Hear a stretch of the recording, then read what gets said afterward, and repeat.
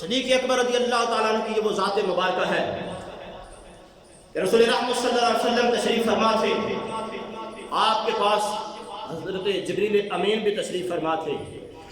اتنے میں ابو بکر صدیق تشریف لے کر آگئے۔ اب جب ابو بکر صدیق تشریف لے کر آتے ہیں تو جبریل امین کھڑے ہو جاتے ہیں۔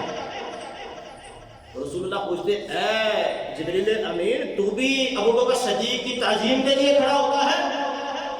قربان جاؤں، فرشتوں کا سردار ہے اور صدیق اکبر کی تعظیم کر رہا ہے۔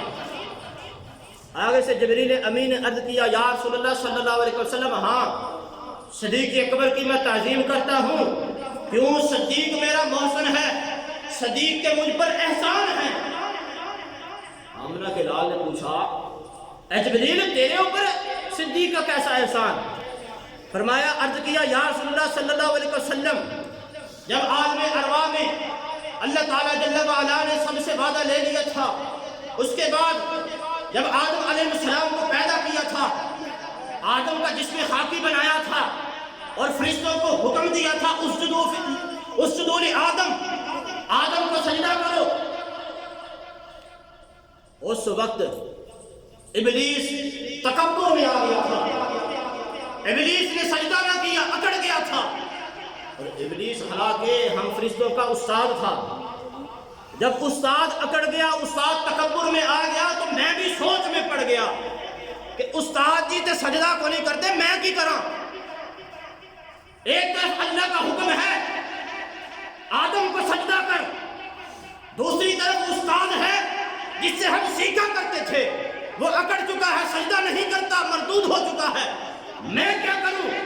اتنے میں نے عرش میں دیکھا ایک کبہ نما ہوا، اس کے ارد گرد لکھا تھا ابو بکر ابو بکر ابو بکر۔ اس میں سے آواز آ رہی تھی اے جبریل دیر نہ کر، سجدہ کر، یہ رب کریم کے محبوب کا نور ہے۔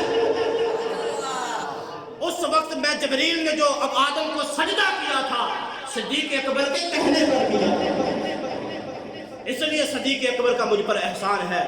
صدیق اکبر میرا محسن ہے۔ صدیق اکبر تو وہ ہیں کہ جن سے جبریل امین بھی محبت کرتے ہیں اور یہ خواہش کا اظہار کرتے ہیں یا رسول اللہ، اگر اللہ مجھے اس بات کا اختیار دے کہ بشریت کا لبادہ اوڑھ لوں تو اپنی بشریت صدیق اکبر کی طرح بنا لوں گا۔